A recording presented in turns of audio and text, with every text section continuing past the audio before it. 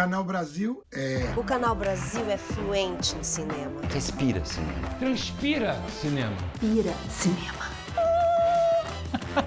É comédia premiada. Drama de sucesso. É um filme que você não encontrava em lugar nenhum. É lançamento imperdível. E o clássico. Que nunca cansa. O Canal Brasil é real. É documental. É aquilo que não querem te mostrar. Acho que você não consegue parar de ver. O Canal Brasil é tudo isso.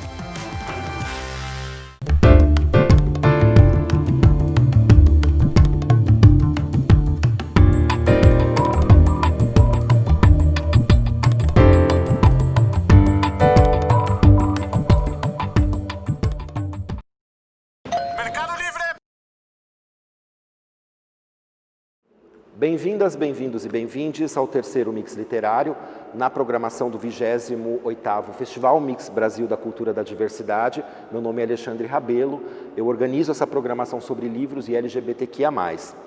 Nesse encontro de hoje, nós vamos ter uma conversa muito interessante sobre a tradição francesa queer, que influencia autores LGBTQIA+, do mundo todo. Nomes como Marquês de Sade, Proust, Rimbaud, Jean Genet, entre outras figuras super icônicas, estão na base de uma tradição de literatura queer. Para essa conversa, nós vamos ter três nomes que se relacionam muito bem com essa tradição, que é o grande poeta Marcelo Ariel, o escritor Ricardo Lísias, que tem feito um estudo principalmente sobre a última produção dos últimos 20, 30 anos, principalmente em romances que abordam vivências LGBTQIA+, na França. E nós vamos ter o Maurício Salles Vasconcelos, professor da USP e poeta, que tem um grande estudo sobre o Rimbaud e toda essa linhagem. Tenham um ótimo encontro.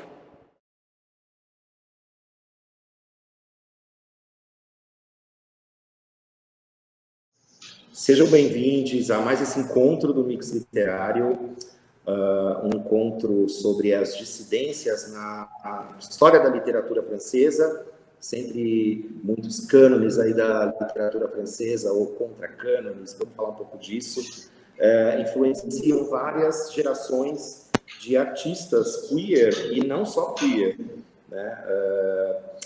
Nós temos hoje três grandes escritores, pesquisadores. Primeiro, eu vou falar do Marcelo Ariel, que é poeta, performer, ensaísta. Em 2019, o Ariel lançou o livro reunindo toda a sua poesia, né, 30 anos da sua atividade poética.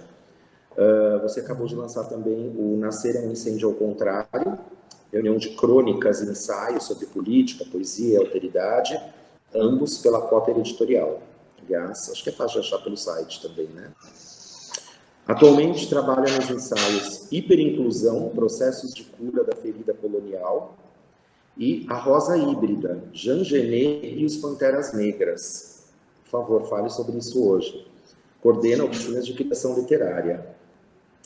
Nós temos o Maurício Salles Vasconcelos, carioca, radicado aqui no Rio de Janeiro desde 2005, né, Maurício? Autor dos livros de poesia Lembrança Arranhada, já de 1980, Tesouro Transparente, Sonos Curtos, Ocidentes do Sentimental. Você tem vários livros nessa fase dos anos 80, 90. Escreveu os ensaios Rimbaud da América e Outras Iluminações, que eu já comentei contigo, que foi super importante para mim, nessa época dos meus 20 e poucos, quando você lançou. E Espiral Terra, Poéticas Contemporâneas de Língua Portuguesa, de 2013. Você é romancista e autor de narrativas breves, você publicou Telenovela, de 2014, Moça em Blazer Xadrez, de 2013, Ela Não Fuma Mais Maconha, de 2011, e alguns outros, né? Tem tradução sua, você tem vídeos sobre o Blanchot, Debord, sobre o Ambulano Rui Duarte de Carvalho, peças teatrais, performances, também transita por várias mídias artísticas, né? Além do seu trabalho como professor na USP. Temos aqui junto da gente também o Ricardo Lísias. O Ricardo estreou na literatura em 99 com o romance Cobertor de Estrelas, que você escreveu quando você ainda era estudante lá da Unicamp, né? Você foi finalista do Jabuti, de 2008, com Ana O e Outras Novelas, que já incluiu uma reedição dos textos Capuz e dos Negros, que já tinham sido publicados anteriormente em tiragem reduzida. E você é vencedor de um dos prêmios mais prestigiados, o Prêmio São Paulo de Literatura, em 2010, com o livro dos Mandarins. Você está na revista Granta, com o Conto Tolia. Em 2017, não você, mas alguém muito próximo a você, escreveu o Diário da Cadeia, pela editora Record. Você responde um processo aí por isso. E em 2020, agora você lançou a versão física do Diário da Catástrofe Brasileira, que você já tem escrito até agora, pensando aí a política e a sociedade brasileira nesses anos de desmonte, né? Aproveitando já esse gancho que você foi o último a ser apresentado, Ricardo, eu acho que cada um de nós poderia, de repente, colocar suas impressões, se quiser, sobre isso que já aconteceu hoje. A gente está numa mesa para discutir o legado da cultura francesa, né, o quanto eles conseguem ser transgressores e, ao mesmo tempo, conservadores. E o que aconteceu hoje, Ricardo? Como você interpreta?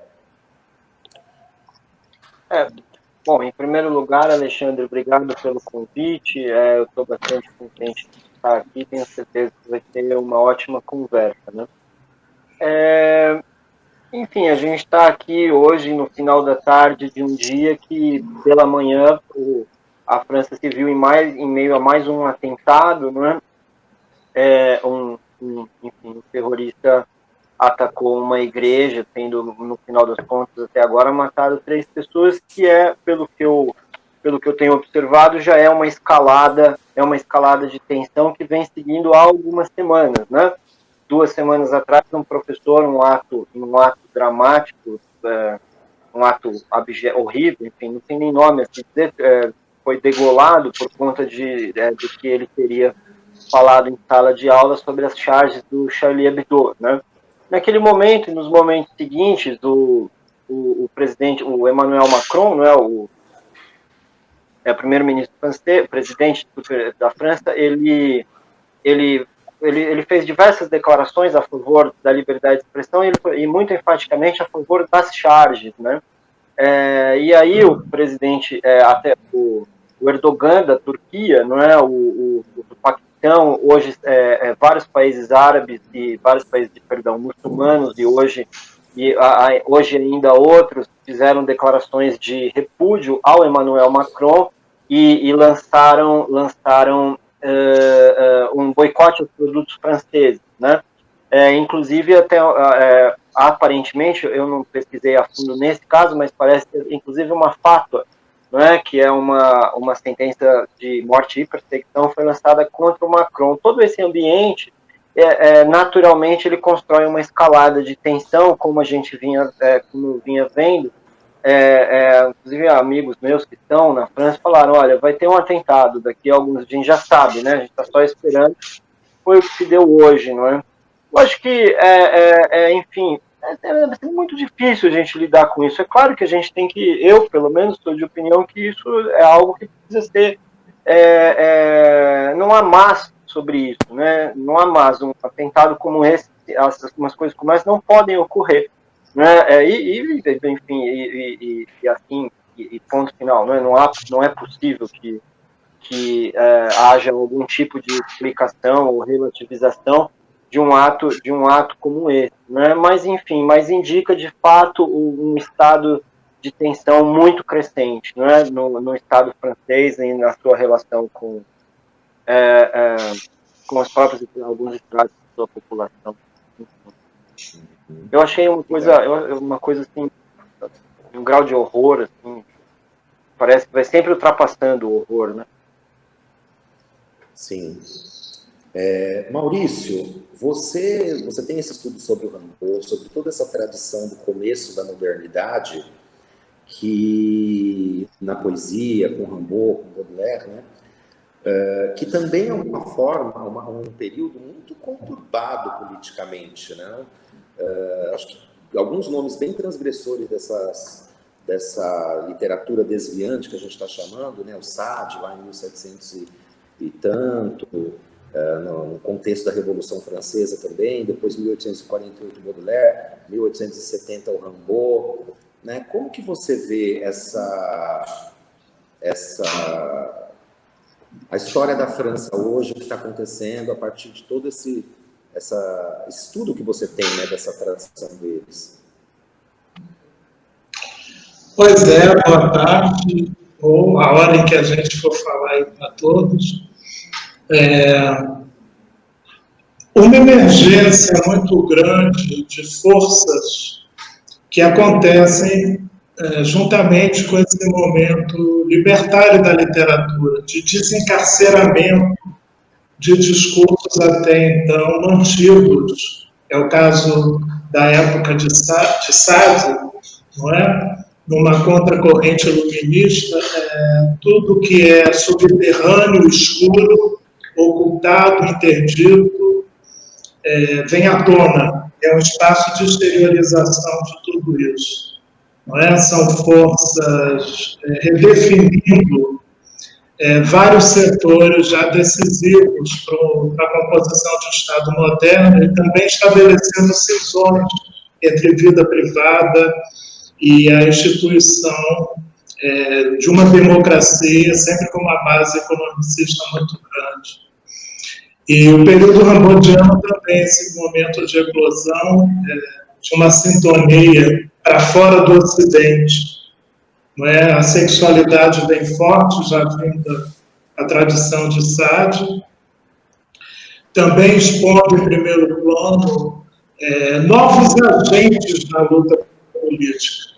No primeiro momento, a gente vê com a eclosão da Comuna de 1871, que é uma tentativa de haver uma partilha política mais próximo dos trabalhadores, de profissionais liberais, de uma classe média, enfim, no sentido de popularização, de politização disseminada. Rimbaud já anuncia na Carta do Vidente o surgimento da mulher como um horizonte especulativo, poético, histórico, de grande força. E ele é aquele que vai rumar para horizontes para fora do circuito eurocêntrico. Então, são autores que trazem uma tradição libertária que, ao longo do século XX, também se propaga essa tradição. Eu acho que mais para frente eu posso falar, eu pensei em alguns nomes do século XX, no meio do século XX, como Jean Genet, e em seguida Henri Guibert, que acompanha um momento também de registro da questão sexual por conta da AIDS. É toda uma história de afeto na microfísica do cotidiano. Eu entendo assim que é um mal-estar na civilização e convocando todos para participar dessa problemática. E mais contemporaneamente, abrindo o século XX, eu vejo o nome de Virginie Despentes, a autora mais conhecida no Brasil pela teoria King Kong, mas também pelo projeto romanesco Gouvernons sous vos textes.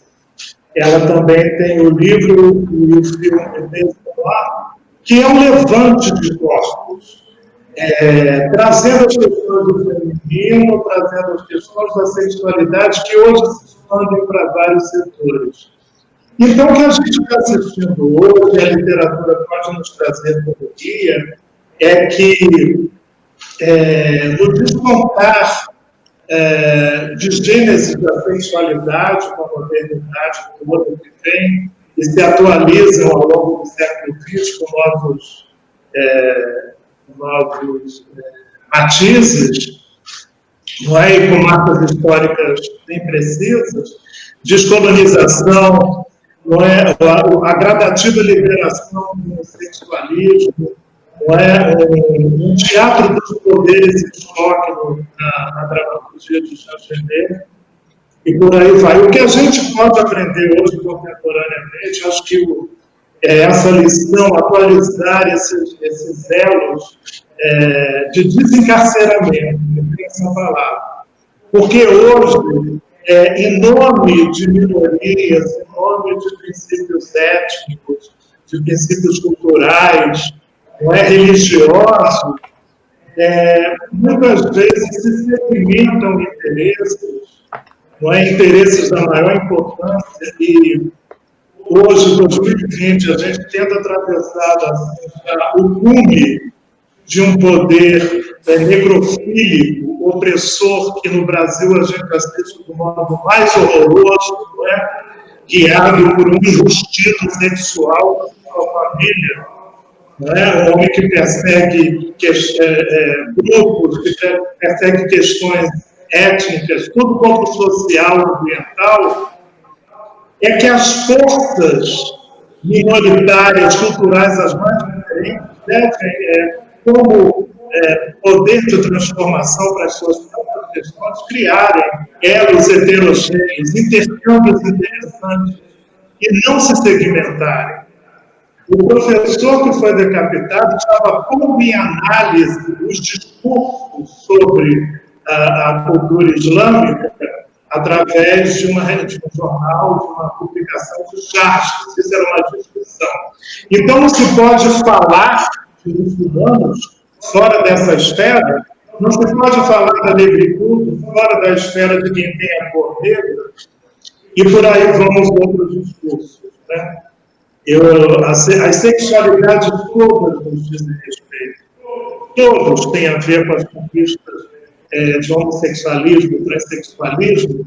Não é? Isso é um avanço da humanidade. Como todas essas lutas são um avanço. É um choque ainda muito grande de Oriente e Ocidente, não é? Processos civilizatórios, coloniais, que se chocam. Porque a França também não fez a passagem de um período de globalidade, não em termos econômicos, que chegou ao estado de barragem, de sedimentação e de regressão, o auge da violência que a gente assiste hoje. Então, é uma mudança em vários planos, mas para congregar o quê? Na Europa hoje, muçulmana, negra, latina, de todas as latitudes, as Europas melhores mudando a face da França, até porque os grandes autores estão descontando em língua francesa, e esses autores não são franceses, são de outros países. Então, é bem perceptível isso desde a Segunda Guerra Mundial, né? Quando já tem a entrada do Camus, da Marguerite Duras, já percebe. Mas eu acho que a gente tem grandes autores hoje também. Você puxou vários fios, Maurício, interessantes. Você fez uma bela análise de várias tendências da história da França. E você, inclusive, já estabeleceu uma ponte com trabalhos como de Jean Genet, de Virginie Despentes. Vamos passar um pouco a palavra para o Ariel, que eu acho que ele tem bastante coisa a comentar. Ariel, você tem pensado... Aliás, vocês três, também a partir de uma fala do Maurício, né, como queridos amigos amantes das mulheres, também se relacionam com essa tradição digamos, de autores queer, porque para vocês, eu entendo que vai além dessa coisa de uma literatura de gueto. Isso é importante ser mencionado. O interesse desses autores vai além da questão da sexualidade, e a questão da sexualidade também pode impulsionar e entroncar várias outras junto, né? Eu acho que a gente vai comentar um pouco sobre isso. Ariel, você tem pensado, por exemplo, a questão do Jean Genet com relação com os Panteras Negras, né? O Maurício acabou de falar, por exemplo, essa relação decolonial que existe nessa literatura mais desviante. Enfim, você quer comentar para a gente um pouco o que você quiser? Boa tarde para todos os seres. Boa tarde, Ricardo, Alexandre, Maurício. Eu acho que a questão da alteridade é impossível que a alteridade floresça ou se manifeste dentro de bolhas, né? O que estão assistindo, a meu ver, existem as línguas, a cultura, o povoamento originário, né? Mas eu acho que a França já não existe. Para mim, acabou. Entendeu? Então, a gente está assistindo também a destruição do Brasil, de certa forma. É claro que são processos fragmentários, mas acelerados, né? Uma espécie de tsunami dessas forças teocráticas, que lá na Europa atendem pelo nome do islamismo e aqui pelo nome dessas correntes semi-protestantes ou proto-evangélicas, né, e evangelistas, etc. Várias de ascendência americana, ou, em suma, são simulações e diluições que acabam apontando para esses movimentos teocráticos violentíssimos que impedem a alteridade de florescer. Por outro lado, existe uma outra coisa que pode surgir das ruínas da França e outra coisa pode surgir das ruínas do Brasil. Talvez melhor do que o Brasil, talvez melhor do que a França, né? Se fala do afropeu, por exemplo, né? Se fala de uma espécie não mais de agrupamentos, dessas bolhas de identidade, porque nada é mais ilusório do que a identidade. Talvez afirme uma certa linguagem inicial de vamos dizer assim, de nascimento, de erupção de forças interiores no início, mas depois a identidade deve ser destruída. A gente quer encaminhar, de certa forma também, eu imagino, caminhar para um não-eu. E a teocracia se baseia muito nessa cultura do eu, nessa cultura do fechamento, né? A Europa já alimentou isso antes com seu inconsciente branco colonial, quando combateu a alteridade massacrando, quando foi daquele concílio na Alemanha, que dividiu a África em vários pedaços, vamos dizer assim, criou uma espécie de fissão interna na África autodestrutiva, para que a África jamais se manifestasse com suas potências e seus inconscientes, que são completamente diferentes da alteridade. Eu acredito muito nessa destruição irreversível da Europa. Agora, no Brasil, eu não sei. Eu acredito que no Brasil, estamos vendo essa destruição do Brasil, eu acredito que existe alguma reversibilidade ainda. Porque o Brasil é misterioso. E nem a teocracia vai conseguir destruir o Brasil. Nem esses movimentos teocráticos. Eles estão acontecendo numa espécie de mistura de tempos. Compreende? A gente está vivendo vários tempos misturados aqui, sabe? Existe um hibridismo de tempos que promove para mim é como se essas pessoas estivessem vivendo uma espécie de tempo morto, fossem fantasmas de um tempo morto que tem muita força e se expressam pela violência.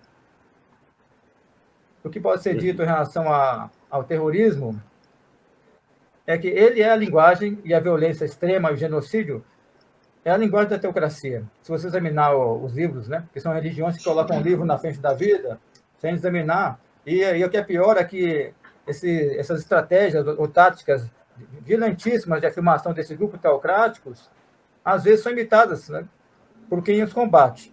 Isso é uma coisa que a gente tem que prestar muita atenção para a gente não internalizar as práticas de opressão e de violência extrema. Eu não acredito que se vença a violência com o terror ou o horror. O horror é um cenário da Europa desde a fundação dela. Mas não acredito que o terror não é só um sintoma, né? Eu não acredito que se vença o terror com o terror. Agora, eu não sei qual seria. Realmente, a literatura não está aqui para dar soluções, para salvar a humanidade. A poesia não tem a função terapêutica que muitos agregam a ela.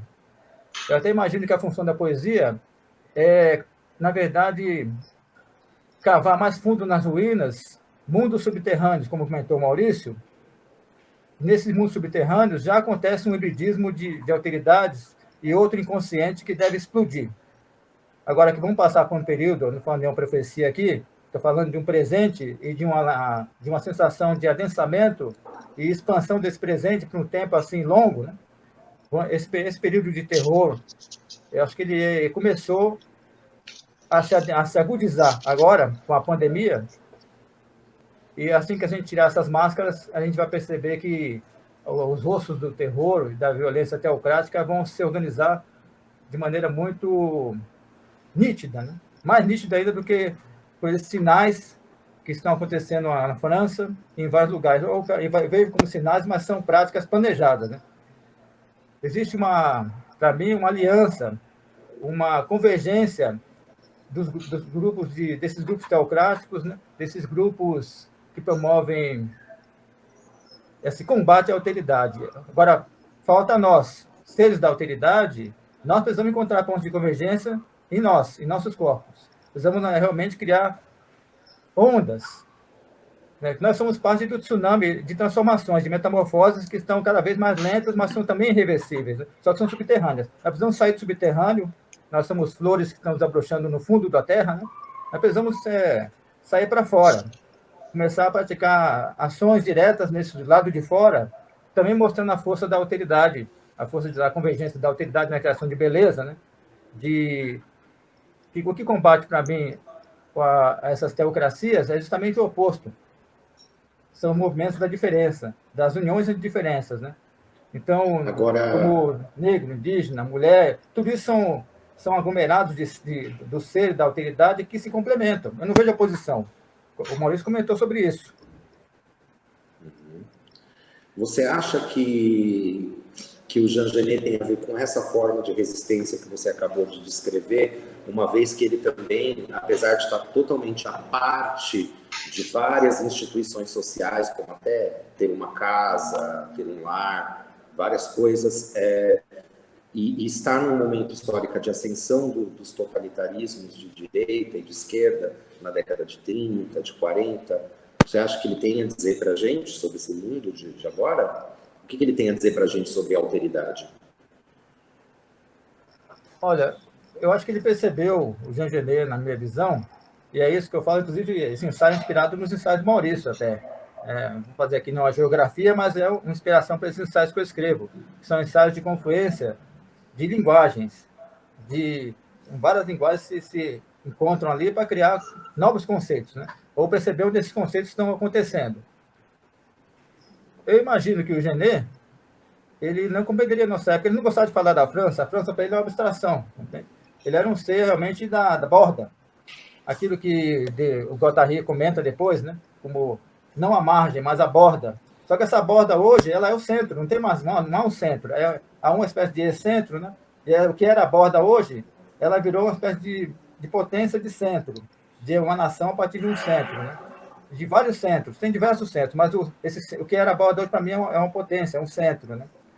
Só que ainda não se manifestou, que é esse centro onde as convergências podem se unir. Eu fico batendo nessa tecla do encontro da potência, que as autoridades, elas, para mim, só têm sentido quando se encontram, quando se tornam híbridas e dialogam ali, e cria uma força dialógica de ações transformadoras. Uhum. Tem isso que você fala, lembra muito o que algumas pessoas falam sobre uma arte interseccional. Uma arte, né, que enfim, a gente pensar as pessoas e os indivíduos a partir das intersecções. Para pegar novamente o exemplo do Jean Genet, né, que era filho de mãe solteira, morador de rua, homossexual, ladrão, são várias prisioneiro, são várias intersecções que se somam para formar essa alteridade. Sim, desde que não seja capturado pelo consumismo, porque parece que tudo foi capturado por essa ética consumista. Eu acho que uma coisa que é uma lição do Genet é esse combate interno, apesar de ele ter aceitado certos mecanismos do espetáculo, da cidade de espetáculo francesa, o espetáculo intelectual francês, né? Existe isso na França, foi até denunciado pela Simone de Beauvoir nos Mandarins, de certa forma. Ele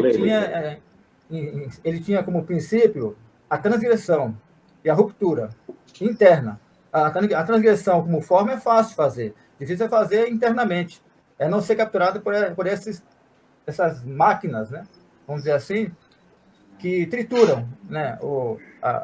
Qualquer possibilidade de alteridade ou de diferença como modo de vida. Claro que internamente, acho que internamente todo mundo está um pouco capturado. Eu digo os sistemas, né? O sistema literário, e eu vejo como... Eu falei das teocracias, mas eu acho que a pior religião em curso no mundo hoje é a economia. É o capitalismo, né? É uma religião. E é a única religião, como se a gente tivesse sobre 3 teocracias e uma delas é laica.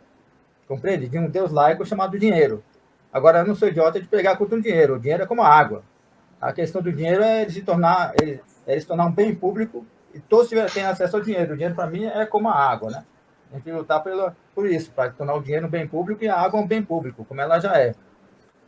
Agora, é isso. A gente precisa realmente combater internamente, de maneira micropolítica, não sei como é que seria isso, no nosso meio mais próximo, né, com o nosso corpo, nas nossas diferenças, nos nossos eus internos, o contra-eu, o não-eu, chegar também a outras temporalidades, né, buscar o vazio, porque acho que depois da destruição veio o vazio. Eu não vejo a destruição como uma coisa ruim. Agora, é claro que a morte de alguém eu vejo como uma catástrofe. inclusive como uma catástrofe natural. A única diferença entre esse professor que foi degolado e uma floresta incendiada, compreende? Muito bem. Ricardo, partindo um pouco dessa linha que eles estão puxando, né, dessa relação entre a literatura e a sociedade, né, você também sempre pensa isso muito. Você tem se atentado bastante para a produção francesa dos últimos 30, 40 anos, não só queer ou LGBTQ, mas em geral, né, nomes como, por exemplo, o Houellebecq, que também debateu de uma maneira muito intensa essa questão do islamismo na França, enfim. Como que você acha que esses últimos 30 e 40 anos, no geral, que você tem observado, eles montam esse cenário da França, né? Como esse lugar de forças muito transgressivas e muito conservadoras ao mesmo tempo, de uma maneira geral, assim? A construção do establishment literário na França, ela é muito diferente do que a construção do establishment literário no Brasil, né? Dizendo dos últimos anos, não sempre, eu estou falando das últimas décadas. A impressão que dá é que no interior da sociedade francesa, como já foi falado aqui antes de mim, tanto pelo Maurício quanto pelo Ariel, quanto mais o autor for transgressor, não é? E quanto mais o autor for viver em estado de tensão com a sociedade francesa, não é? Esse tipo de tensão, esse tipo de fuga, né? Esse tipo de transgressão parece ter um valor literário em si, né? Ele parece ter algum tipo de força que é uma força estética, né? Além evidentemente de outras forças. É muito diferente do Brasil. Então a impressão que me dá dos últimos anos, a impressão que me dá é que diante disso, você tem uma literatura que, ainda que de maneira limitada, né, ainda que de maneira muito já muito inferior ao que era no momento do Sartre, do próprio Genese, do Camus, né, ainda tem algum tipo de interesse social, né, de interesse por intervenção, que evidentemente leva a uma série de consequências também, né, de todas as naturezas, inclusive de natureza estética. Agora, se você faz o que eu acho interessante, não é, no momento em que a gente tem uma constituição de um establishment literário que assegura, não é, que vive com certo costume a tensão, né? Ou seja, a tensão ela faz parte do debate literário, e não uma busca por assimilação, nem uma busca por, como eu posso dizer, por tranquilidade, mas sim o contrário, uma busca por tensão e uma busca por, inclusive por vozes muito diferentes, né? Há a constituição de um establishment literário em que a diferença é um valor, enquanto no caso brasileiro, dos últimos anos, havia, agora está mudando um pouco, embora ainda muito lentamente, né?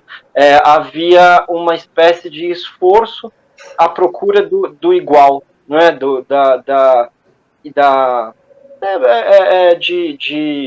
uma espécie de uniformização. Eu fiz uma teoria, foi uma teoria muito, enfim, é uma teoria tensa, uma teoria que tem algumas dificuldades, não é? Mas eu tenho a impressão que não é uma teoria tão... teoria, também não sei se a palavra é teoria, mas eu fiz uma afirmativa, eu tenho a impressão que ainda há ainda há nessa literatura uma colaboração para que haja a vida ainda num estágio de alguma manutenção da diferença. É por isso que não é o que ocorre no Estado francês, né? A sociedade francesa é uma sociedade bastante racista, né? Muito também é homofóbica e também é muito anti-imigrante, não é? O grau de tensão com os imigrantes na sociedade é muito grande. E como o establishment da literatura, o grupo de autores é contrário a isso, e há uma força muito grande de autores homossexuais, há a presença de autores estrangeiros no establishment da literatura, isso renova ainda mais a tensão, né? A tensão quanto à sociedade. Gosto muito da literatura francesa contemporânea e não vejo nenhum tipo de atração, nenhuma. Eu acho que Paris, por exemplo, é um grande fetiche, não é? É só uma imagem é uma mercadoria que é vendida por aí. Não sinto nenhum prazer em ir para a França, por exemplo. Eu não vejo nenhuma atratividade. Interessante. Vamos tentar puxar alguns fios desse geralzão que a gente fez, né, sobre as tendências gerais aí da sociedade francesa, da literatura francesa, né? Eu queria passar a palavra para você, Maurício, para a gente tentar pensar mais especificamente o começo dessa modernidade, né?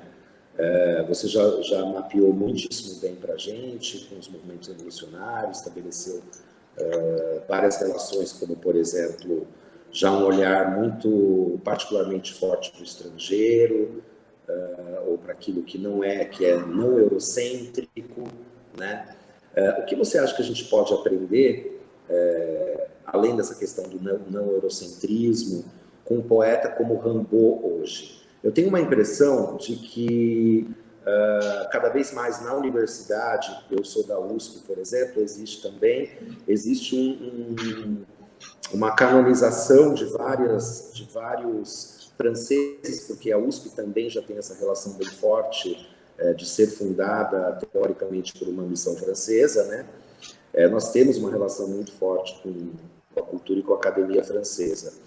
Agora, o que nós temos exatamente, entretanto, o Rimbaud, ele é uma figura, uma persona não grata, assim, na academia. Ele é coisa de publicação de adolescentes, e até, sei lá, 10, 20 anos atrás, isso era muito diferente, né? O Rimbaud não importa mais, ou o que o Rimbaud pode nos dizer sobre hoje, especificamente, Maurício? Olha, eu penso que o Rimbaud está importando para muitos e muitos mais, cada vez mais.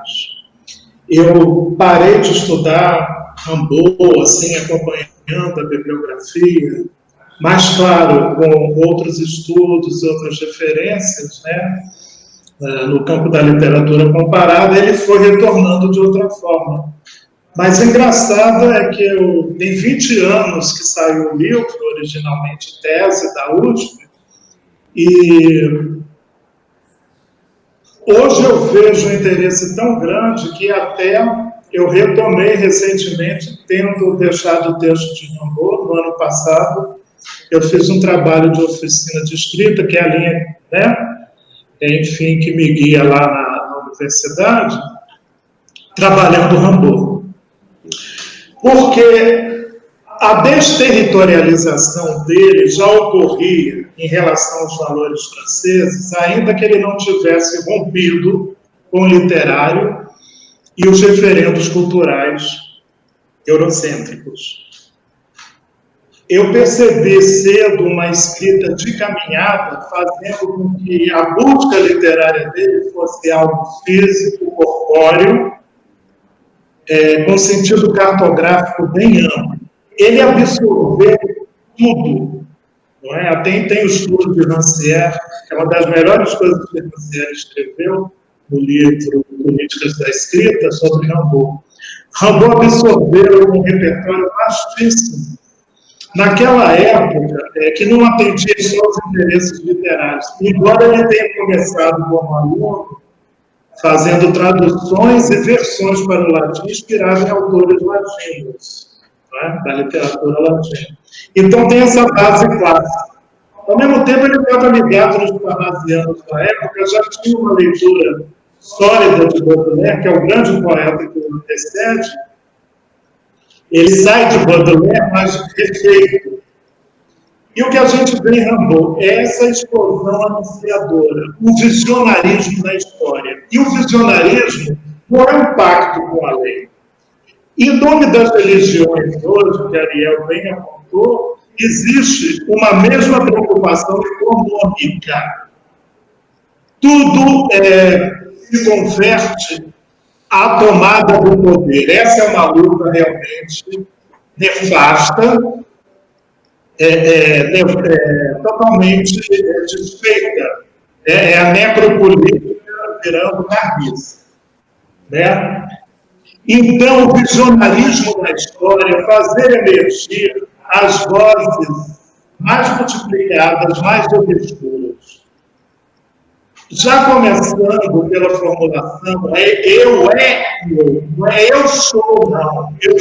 Eu conjugo o verbo ser, afetado, alterado por essa autoridade. Então, o verbo muda. Eu ajo, eu posso me constituir como ser em função de um outro atuando sobre mim. Então, isso muda tudo. E muito da literatura francesa, e algo da nossa literatura, absorveu de Rimbaud. O livro que estuda isso, eu vejo autores hoje nesse sentido de fazer emergir essas vozes plurais, heterogeneamente formuladas na escrita. Isso que é muito incrível de Rimbaud. A carta do visionário, eu não gosto de chamar carta do visionário, porque é mesa branca, kardecismo para mim. É visionário. Uma visão com as forças, as potências da história hoje, concretas, múltiplas, não é? O que há de substancial do islamismo, o que há de rico, até nos discursos religiosos, mas para criar consagrações, para congregar possibilidades novas. Porque Rimbaud é a grande leitura, para mim, a leitura desse livro. Eu acho que é o mais belo texto de Rimbaud é feito por Costa Saxelos. Não é? Rimbaud, poeta do mundo planetário. O que faz Rimbaud e também a gente pode aprender no presente? Com essa pontuação do dia de hoje, do terror na França dos últimos anos. A religiosidade é tão importante quanto a sexualidade, a política, a questão ambiental, a questão comunitária mais imediata na sua vizinhança. Rimbaud, um menino, um adolescente da província, lá do noroeste francês, que chega a Paris, passando por essa experiência de caminhar e produzir poesia, se auscultando, se conectando com fontes imagináveis. Isso é para a vida também. Esses autores, eu vejo que essa ligação literária, nessa base moderna, Nádia Virginie Despentes, passando por esses autores, inclusive Rimbaud, aí estudado por Ariel. Dão trilhas para vivenciar a história hoje. E a questão Europa, a questão Brasil, a questão planeta hoje, com o projeto globalizador, é justamente porque não dá para expandir a economia, os projetos civilizatórios, tecnológicos, que envolvem essa esfera da globalidade, sem você partilhar culturalmente com as forças diversificadoras que emergiram nos últimos 30 anos. E no Brasil não adianta um presidente enrustido, cujos filhos vendem como a maior vergonha para informar. Hoje, os que eram chamados de viados são esses enrustidos. Isso é que é motivo do terror. Porque o sonho de olho do cu, meu filho, já está dando prazer aí há muito tempo. Tá? Então, o que a gente assiste no Brasil é uma retenção anal. Esses 6 porquinhos, são 4, né, que tem o REC escroto aí também. os porquinhos da analidade mais repressora e repressiva, retenção de tesão, são todos tratados como babá. Isso não é mais vergonha, não. Vergonha é quem percebe as liberdades sexuais e as liberações. São frutos da vida que eles vivem na liberação hoje. E muito dessa liberação acontece na literatura. Maurício, que depoimento maravilhoso. Genê, essa arrebentação, eu estou doido para ler aí esse trabalho do Ariel.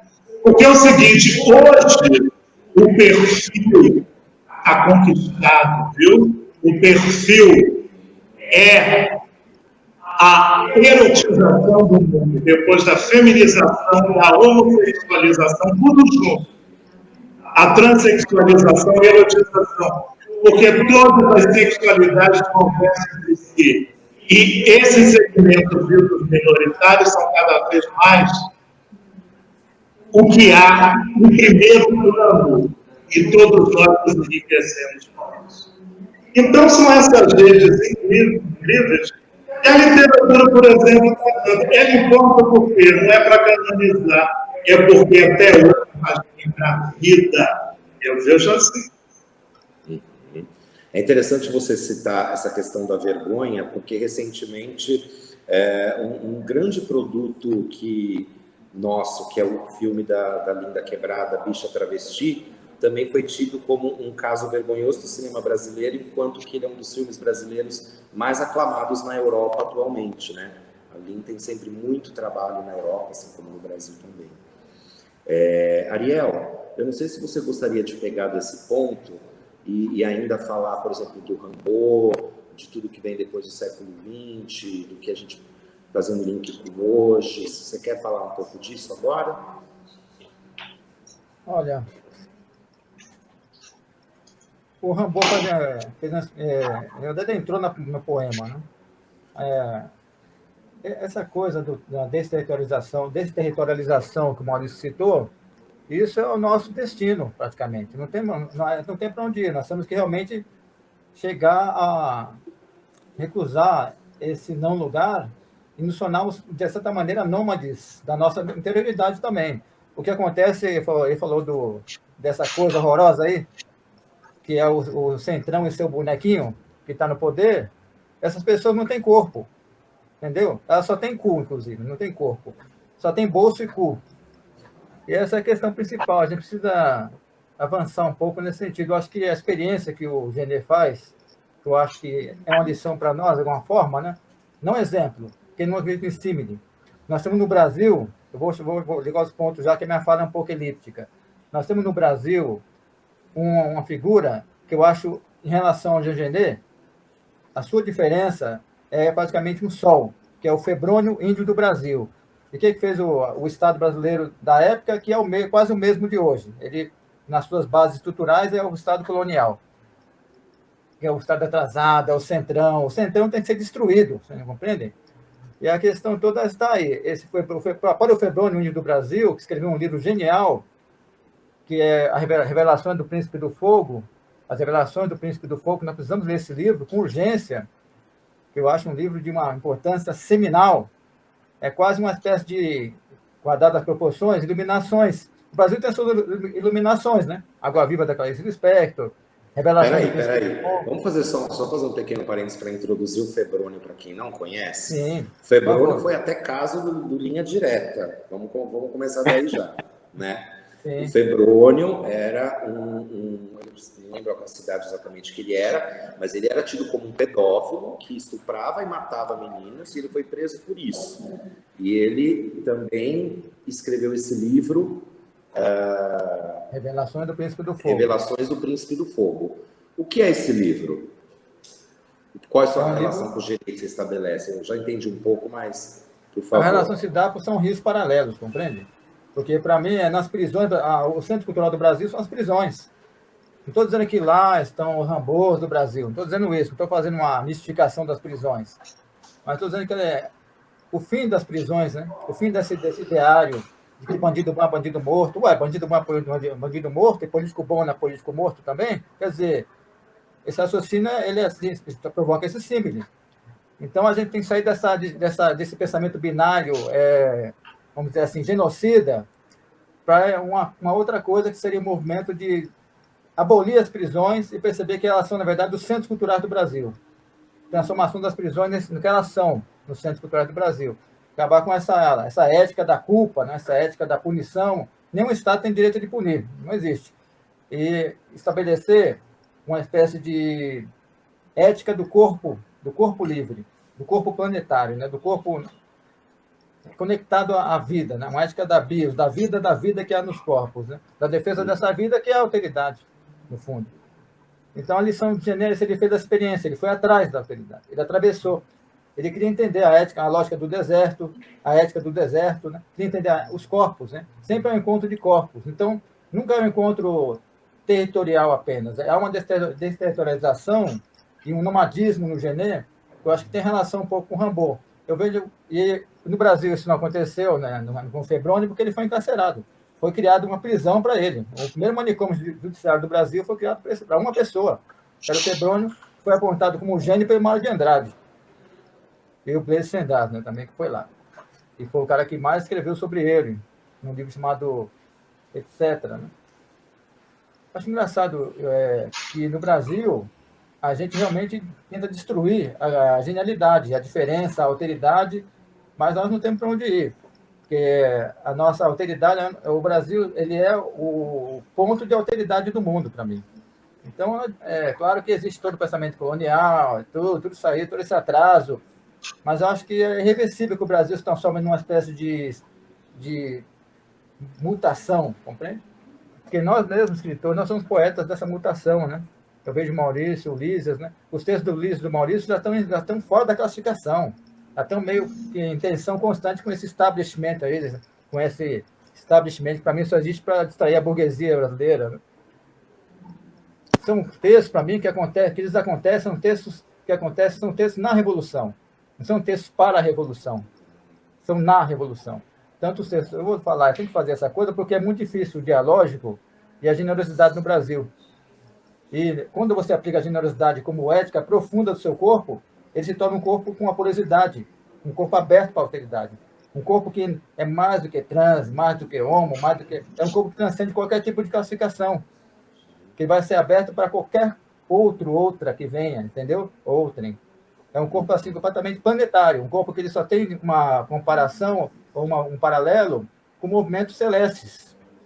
O sufismo foi combatido também no Oriente, no deserto, né, por esses povos teocráticos, né, eles chamam, não vou nem falar o nome, né? Acho que eles não devem falar, como dizia o Nietzsche, né, certas coisas não têm realidade, então não devemos evocá-las. Porque o que tem realidade são os corpos para a alteridade. E, nesse sentido, em algum momento, o Gené faz essa escolha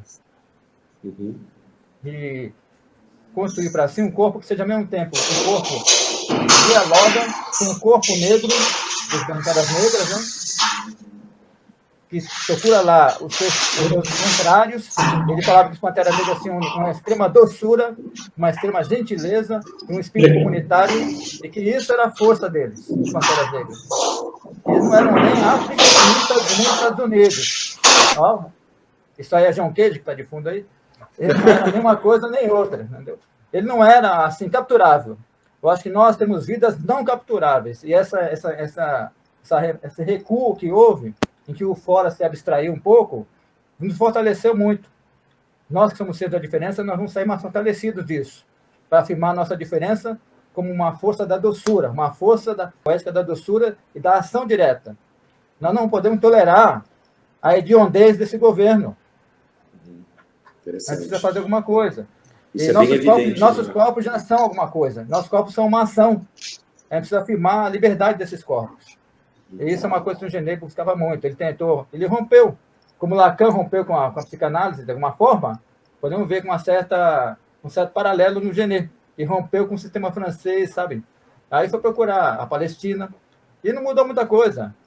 O devir negro e o devir do deserto do povo palestino são complementares, como no Brasil são complementares o devir negro e o devir indígena. Ele falava assim para o Pantera Negra, vocês também são palestinos. Quer dizer, não no sentido da resistência, de que é uma força maior e você vai contra. Não, no sentido que você, ao conectar-se com a sua interioridade aberta, disposta generosamente a abraçar a alteridade, né? E a natureza, com a sua bios, você se torna tudo. Eu Nesse queria... sentido, compreende?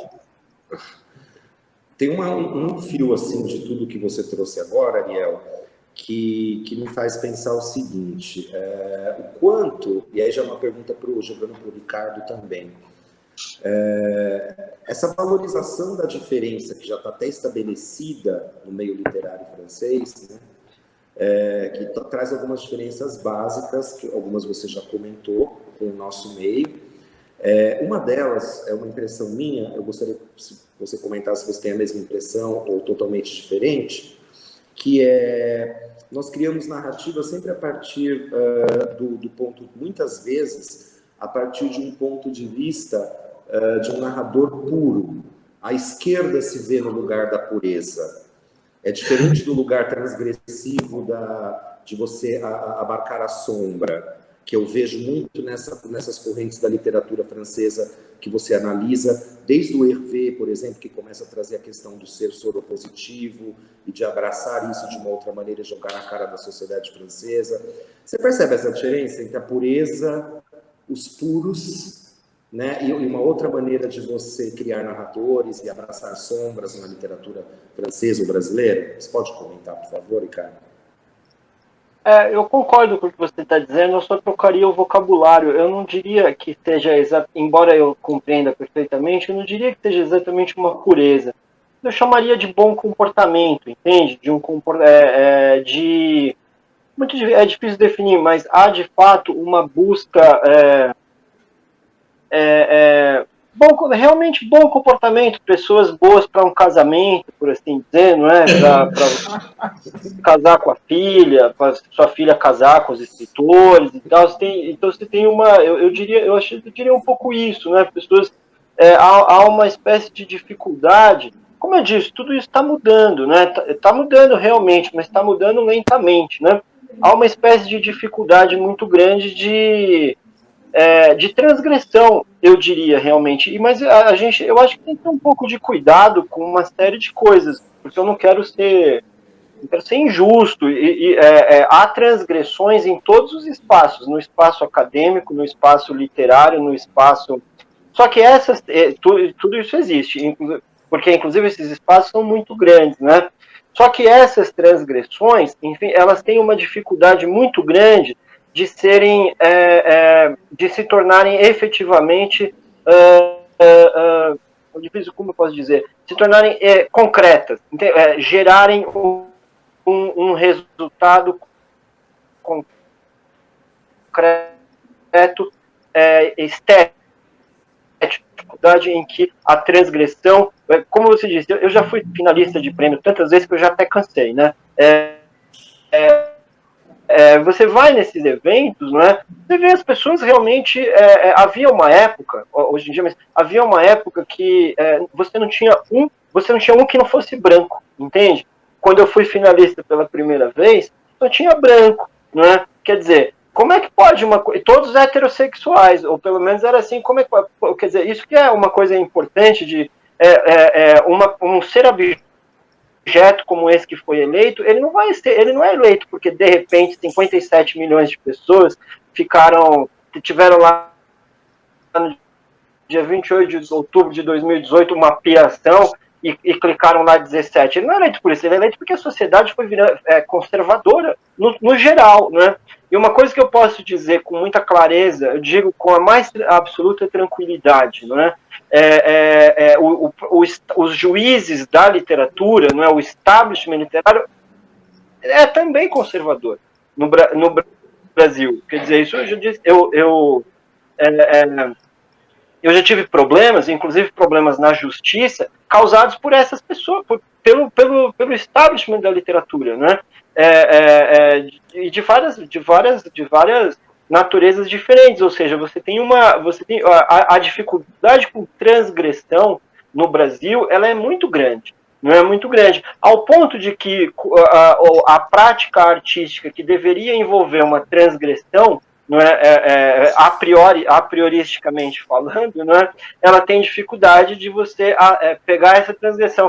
Quantas vezes essa gente já não me chamou para evento, em que eu sento lá no evento, a primeira coisa que o cara fala, não é, bom, pessoal, eu sou homossexual, mas a minha obra não tem nada a ver com isso. Quer dizer, quase que eu virei para o Bernardo Carvalho falou isso no evento. Quase que eu virei para ele e falei assim, bicho, depois você não sabe por que esse cara é eleito. Não é? Quer dizer, eu sou obrigado a escutar uma barbaridade desta monta, não é? Assim, vindo do alto establishment literário, não é? Em que a pessoa, imediatamente a pessoa recusa qualquer tipo de transgressão, não é? E se apresenta como fazendo parte da massa, não é? do grupo ofensor, o grupo agressor do Brasil, que é o homem branco heterossexual, né, que elegeu isso tudo aí, né, e fala-se isso tranquilamente, você entende? Isso tudo é falado com a maior naturalidade, né, assim. Quer dizer, então você tem uma situação de absoluta, de muita dificuldade realmente em você conseguir um ato transgressor que se torne um ato estético e que, portanto, vai ser um ato político. Quantas vezes eu já não ia... E também diziam que a obra não tem... outra coisa que eu ouvia, quem disse isso foi aquele Cristóvão Teza lá no evento. Ele falou com absoluta clareza, não é? Com absoluta clareza. Falou uma frase que eu posso citar com clareza. A literatura não pode se confundir com a política. Mas, cara, quase que eu olhei pro cara e falei assim, o senhor está enterrado, você tem que enterrar o senhor. Quer dizer, é um negócio absolutamente inacreditável, né? Assim, falado no evento, do qual, e depois a pessoa vira grande escritor, isso daí é uma coisa inaceitável, né? Assim, é uma coisa, quer dizer, você vai chegar para uma obra do Michel Houellebecq e falar, o livro dele não tem nenhuma, não tem a Virginie Despentes, a Annie Ernaux, por exemplo, a Annie Ernaux está em guerra contra o Emmanuel Macron, né? Está diariamente em guerra, e chegar para ela e falar, olha, Didier Eribon, né? Chega para o Didier e fala assim, olha, sua obra não tem, a literatura não pode ter interesse político. O cara você não vai conseguir, não tem nem o Edward Lois, por exemplo, que também já tinha entrado em guerra com Macron antes ainda, né? Essas coisas acontecem tranquilamente, eu testemunhei tanto disso, mas tanto, chegou uma hora que eu reagia, né, que eu iria reagir, chegou uma hora que eu já falo no começo, eu falo, olha, eu vou até botar um fone aqui para não ouvir essa quantidade imensa de absurdo, né, e na minha vez vocês me acordem. Aí pararam de me convidar, né? Porque já tá cansando, né? Mas eu acho que é isso, ou seja, um ser abjeto como esse, ele é eleito por uma série de fatores, né? E o meio artístico, o meio literário, ele não está fora disso, né? Ele não está excluído desse horror todo que eles explicaram aí muito melhor do que eu tô achando essa conversa aqui muito boa, viu? Muito diferente do que eu tô acostumado, realmente, porque a homossexualidade também é algo tratado de forma bastante a partir desses espaços em que vai surgir uma verdadeira arte que não seja uma arte interessada em manutenção, né? Em conservadorismo, né? É por isso que acontece nesses lugares, né? Depende, né? Por exemplo, a gente recebe muitos arquivos de autores gays, de autoras lésbicas, principalmente dos autores gays especificamente, que são muito normativos. A maioria dos autores gays, eles querem se enquadrar em determinado tipo de coisa. A mesma coisa eu digo, né? Ser gay não te torna transgressivo, acho que muito pelo contrário. Tem muita bicha aí que votou no Bolsonaro também, né? E aí, não, mas isso não é... só para... Não, só uma coisa. Mas esses autores, evidentemente que tem autores que querem, cuja primeira intenção é entrar no establishment, mas eu não estou dizendo, eu estou dizendo a natureza do trabalho, entende? Sim. Então você pense numa autora como a Mara Moira, por exemplo, entende? Que de tudo que eu li é absolutamente genial, não é? Ela não é uma autora, só agora tem um espaço no establishment, e ainda com muito, não é espaço no establishment, porque o establishment não importa muito, mas é só agora que é lida, só agora que obtém possibilidades de leitura, é isso que eu estou querendo dizer, entende? E de análise, né? Sim, tem outras, tem outras.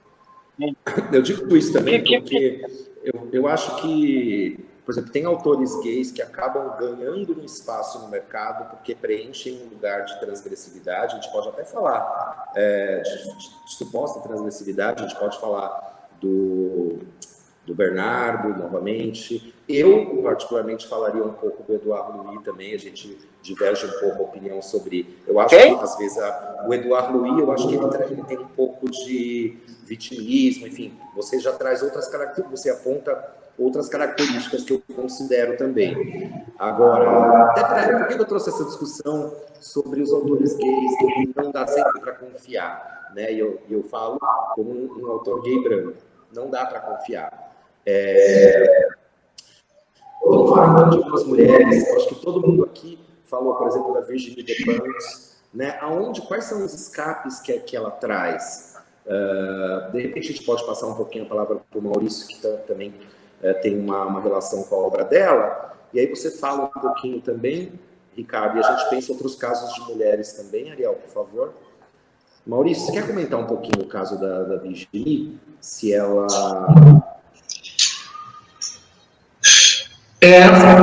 O que ela traz? Eu vejo o trabalho dela como uma metamorfose dos elos que ligam a escrita com o erotismo, né? O Ricardo trouxe esse exemplo aí de um autor que não quer cair no rótulo de literatura gay, que às vezes ratifica, né? E aí cria um distanciamento, não é? Da mesma forma, o outro autor, né, que ele citou, tesa que aqui não entra política, porque a política criou na literatura um certo discurso padrão. Mas acontece que uma mulher como a Virginie Despentes traz essa possibilidade, como há outras autoras também no Brasil, e depois eu falo delas, mas é isso, é um sentido de investida integral nas questões que emergem no seu tempo. Sem isso não há arte. Tem um lado da tradição, de uma duração interior do trabalho, né, da escrita, mas há algo da historicidade que não dá para se descartar. E o que faz ela mostra que a questão homossexual, ela entra e sai dessa questão, não é? Ela começa com uma grande força feminizante, conhecida como autora de Bessenoir. Depois ela tem um momento que vai viver com Beatriz Preciado, hoje Paulo Preciado, né? Transgender. Hoje já não está mais com ele, com a mutação do sexo que foi feita. E ela está passando mais em diálogo com ele e totalmente imersa nessas questões de política e sexualidade. Então, o que é que ela nos ensina? Com um toque ensaístico, quem faz uma espécie de captura muito presente, atenta, às questões da sua época, da sua geração, a mudança do tempo, né? Esse projeto que é uma trilogia de romances, Vernon Subutex, envolvendo música, sexualidade, subjetivação, história, memória, arte, comportamento. Esse tipo de imantação que cada vez mais é preciso, eu vejo como ultra urgente, não é? Não é se separar, o autor que só trata de política e cai naquele travão já conhecido, porque não dá para separar mais essas questões da política, esse eixo multiplicador de forças e formas, não é? Nos constituem. Hoje, para você fazer política, você precisa ativar várias áreas da sua existência em redes, em comunidades, não é? O que falta é uma abordagem nova da questão gay ou da questão política, e isso existe estudo. Eu acho que na nossa literatura falta, além dos campos filosóficos, que o São Gilberto Nosso deixava, não é? Que faltava na nossa literatura, eu acho que falta investigação, pesquisa. O eu é uma entidade metamórfica. Você está em experiência que não interessa um discurso só de uma experiência escrita. É isso que certos autores da modernidade para cá criaram esse eixo tão rico, mas eu falei de João Gilberto, não é? Hoje há autores interessantes surgindo, anônimos muitos deles, como Ana Paula Ferraz, como Amélia Loureiro, Carolina Zucco, gente com comecinho de obra, mas em que eu vejo essa tendência de pluralizar a fala feminina, por exemplo. Não é? São toques que são dados nas questões de ser o outro sempre, né? De ser afetado por essas dimensões alternas, e também não é ocupar o lugar do negro. Hoje se dá um espaço para a negritude, um espaço para o homossexual ou para o homossexual, para o transgênero, para o discurso político, não. Esses eixos devem ser multiplicados. Embora você, como homossexual, queira relatar todas essas vivências, nós estamos num momento ainda mais acirrado com esse confinamento, que não dá mais para voltar com aquelas estratégias da defasagem, da luta contra o preconceito, porque as nossas dimensões minoritárias são de muitos outros. É essa avalanche, esse crescendo do menor, do que tende a se sedimentar pelo poder, inclusive literário, que hoje já se propagou. Nós hoje vivemos como brasileiros porque somos frutos da negritude, dos indígenas, das misturas todas, não é? Que vem daí, de culturas até imperceptíveis. Né? Eu mesmo tenho uma ascendência indígena, minha mulher fica me falando, você é índio. Você precisa ir caminhando para recuperar. E assim são nossas vivências que, para lá com traço biográfico, essas culturas germinaram e elas são fortes porque hoje tem um poder de penetração novo. Nós não seríamos nada, por exemplo, sem as religiões afro, que são a céu aberto, com a natureza, isso é cosmológico, isso é muito inovador. Tá? Então, são esses traços também de politização por essa questão conectada com o ambientalismo, que não é só a defesa do verde ou das florestas. A gente aprende com o Guattari esses planos de uma ecologia em vários planos mentais, sociais, subjetivos. Então, nós somos gays, nós somos negros, nós somos políticos, nós pegamos o que há de bom no muçulmano para multiplicar e não para fundamentalizar. O grande problema é que essas lutas se segmentem, fiquem estanques e não é que a lei permaneça no lugar reservado, não é? Como exige o capital da esquerda. Essa fala velha é o grande problema. Não caiam mais nesses buracos de esquerda e direita. Isso já tem um lugar reservado. É o problema do Brasil hoje. Nós podíamos, em face de um lixo que nunca existiu, talvez, na modernidade, uma governança tão despreparada, entende? Tão inculta, sabe, que não deveria cruzar o espaço da iguaria. Isso é um piadinha de almoxarifado de recursos. Ninguém deve dar ouvido. Quem gosta e acha que isso é normal, já era uma aberrância. E depois da pandemia, sabe-se lá quando, a aberrância vai crescer muito mais. Se naturalizou receber um governo não democrático, eleito por falcatrua e por operações de ignorância extrema. Daí a importância da cultura, da literatura plural.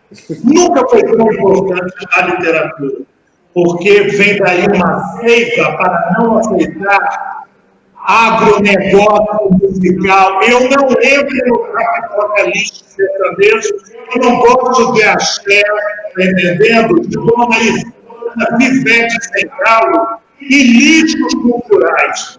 Jamais. A maioria brasileira é de qualidade. As periferias têm grandes inteligências, os interiores é porque não se dá espaço. Mas é o grande levante do fim disso tudo, ou já aconteceu. Não acredito em estatísticas, em prêmios. Eu acho que as populações, as hierarquias que entram, inclusive, no espaço literário, são perniciosas. E foi super importante o que o Ricardo trouxe esse depoimento. Porque estanque. O que interessa não é o registro do Estado. É você criar forças de criação contínua. É produzir essas forças de criação contínua, porque ela criou outras formas de aferir o que se cria. E por aí nós vamos. A coisa é uma luta política. É politização de tudo, os menores batimentos cardíacos. Maurício, obrigado. Preciso avisar vocês que a gente tem 30 segundos que eu vou estender para mais uns, sei lá, 3, 4, 5 minutinhos no máximo. Não, eu tenho que falar um negócio. Super, agora mesmo. Posso já emendar com uma questãozinha, se você puder falar também? E aí a gente dá uma invertida agora, coloco o Ariel para falar daqui a pouquinho. Porque o Maurício falou da Virginie, e eu fiz o seu curso sobre, né, esses escritores franceses, e hoje você falou bastante de como, todos vocês falaram, você especialmente, de como esses autores, essas situações sociais novas estão produzindo novas estéticas que essas pessoas usam. O Maurício citou o caso da Virginie, o quanto ela aglomera ou imanta diversos tipos de linguagem. Eu observo particularmente no trabalho do mix literário que as obras muito interessantes partem de um hibridismo de linguagem, que para o autor queer não interessa a voz única do estilo, né, da assinatura renascentista. Você vê isso na obra da Virginie, e você consegue falar um pouquinho disso para a gente, obviamente, e emendar com a sua questão também, Ricardo, por favor? O que eu queria dizer, só para complementar o que eu falei antes, porque eu não tenho muita didática, né? Na verdade, eu não quis dizer necessariamente autores homossexuais, não é? Embora eu acho um desastre absoluto você chegar num evento e dizer que não quer ser enxergado como homossexual. Eu acho isso um verdadeiro horror. Assim, mas o que eu estava dizendo é o seguinte: a arte de forma homossexual, de forma gay, não é? E que também é uma forma, não é? Que também é uma forma que aceita, não é? Que está uma forma que está em estado de tensão, não é? Que se assume como tensa, até porque é uma forma que se assume como uma forma que está em uma situação matável, não é? Ou uma situação vulnerável diante da sociedade, não é? E portanto é uma forma que se assume como resistência. Não é isso que, ou seja, esta é uma forma que não aceita fronteira, não é? Por uma questão evidente que não precisa ser explicado, mas era isso que eu estava querendo dizer. Não o autor, realmente a identidade, a questão do que o autor faz, não é? Mas assim, eu acho que isso que é a questão importante. A gente a gente tem que ultrapassar as fronteiras. E essa gente que está aí no governo, não sei o quê, anteontem disse que ser pária é bom ser pária, não é? É uma gente que nunca foi pária, não sabe nem o que é ser pária, não tem ideia, é o absoluto caldo do establishment, que é o que essa gente é. né? É absoluto. Então, eles não têm noção, na verdade, da situação toda. O que eu estava tentando dizer é o seguinte: enquanto essa gente quer fechar as fronteiras, não é? Nós não podemos permitir isso. Inclusive, e por isso que eu apresentei o meu entusiasmo sobre esse tipo de arte, que não aceita fechar sequer as fronteiras do corpo, não é? Então pense numa autora como Sophie Calle, não é? Ela está inteiramente colocada diante disso, né? Diante como a Virginie Despentes, que já foi falada, como a Abdellah Taia, como diversos outros autores, não é? E nós temos que ter, diante da prática e da realização artística, uma visão gay, realmente. Era isso que eu estava querendo dizer, não é? De não aceitar as fronteiras. Nós podemos aceitar, quem aceita é eles lá. Fecha a fronteira com Venezuela, fecha a fronteira com o Paraguai. Bem que eu acho que foram eles que fecharam com o Brasil. Mas isso, nós não estamos aceitando isso. Nós praticamos, então por isso que eu estava tentando dizer, né, uma forma transexual, né, que é uma forma que não vai aceitar diferenças de gêneros, né? Assim, quando você vai num evento, o cara fala assim, temos que respeitar a separação entre os gêneros. Tem uma pessoa transexual sendo assassinada, né, ali também, porque não há diferença. Essa é a questão, não há diferença nós não temos que aceitar a diferença dos gêneros, da poesia, do ensaio, da poesia, não temos, como também não temos que aceitar a negócio da ministra lá, que um veste não sei das quantas, um veste azul, outro veste rosa, quer dizer, nós não aceitar esse negócio. E eu tenho a impressão que a arte mais notável é realmente essa, né, que é a mais eficaz hoje em dia, né? Assim, a própria teoria King Kong, que foi citada, é um livro que você tem muita dificuldade de estabelecimento de gênero, né? Como determinadas práticas, como eu citei a Sophie Calle e várias outras situações. Eu não respondi a pergunta, mas pergunta também não importa, porque a pergunta é um gênero. E eu faço um convite para as pessoas. As aulas que você deu sobre esses autores e autoras de literatura francesa contemporânea ainda está disponível nas suas redes, caso as pessoas queiram acessar, Ricardo? Porque você fala eu deletei sobre esses autores. Mas, enfim, eu deletei tudo porque o Instagram... Eles me puniram, o Instagram me puniu lá porque disse que eu estava tendo atividade imprópria, né? E aí eu fui deletar, tive que deletar e me acusaram de... Para mim, atividade imprópria é o Menino Salles lá, né? Isso aí, eu fui punido por atividade... Eu achei que eu tive que deletar tudo minhas coisas. Agora lá, que não pude fazer. Quer dizer, essa gente aí realmente é uma grama, né? Assim, é uma galera realmente que você não tem... não dá nem para dizer, né? Quer dizer, o que é isso? Já está imposto desde o formato da rede social, né? Ariel, a gente tem mais uns 3, 4 minutinhos. Foram muitas coisas últimas aí que foram comentadas, dos hibridismos de linguagens, de algumas grandes autoras. Veja o que fio é mais importante puxar para você nessa sua última fala, e aí depois a gente se despede, então. Por favor, Ariel. Bom, temos nem a fronteira do tempo cronológico, né? Temos que criar outro tempo, né? Sim. Olha, uma coisa que eu acho terrível, além do pensamento binário, o pensamento binário para mim só serve para a guerra. Tá lá o centrão, tá lá todo o chorume da política brasileira atual, então vamos meter bala neles também, no sentido metafórico e não metafórico, entendeu? Eu imagino o seguinte, que existe uma metafísica das misturas e ela está cada vez mais avançando para uma espécie de ética geral das misturas. E esses imbecis que estão no poder não podem fazer nada contra isso. Eles estão um século atrasados, ou 1000 anos atrasados em relação à vida. E a vida não quer prêmios, né? A vida quer se recriar. A vida em nós é uma potência da criação de vida. A vida cria vida. Agora, essas pessoas que não têm corpo, que são o chorume da política, do pensamento, bom, delas não se espera nada, né? Agora, eu acho interessante também a gente se desvincular um pouco da cultura do melodrama, entendeu? A Marguerite Duras é uma autora que transfigurou o melodrama um pouco, se afastou um pouco disso. O que o Genet fez com Marcel Proust, nós podemos fazer com toda a cultura europeia, transfigurar.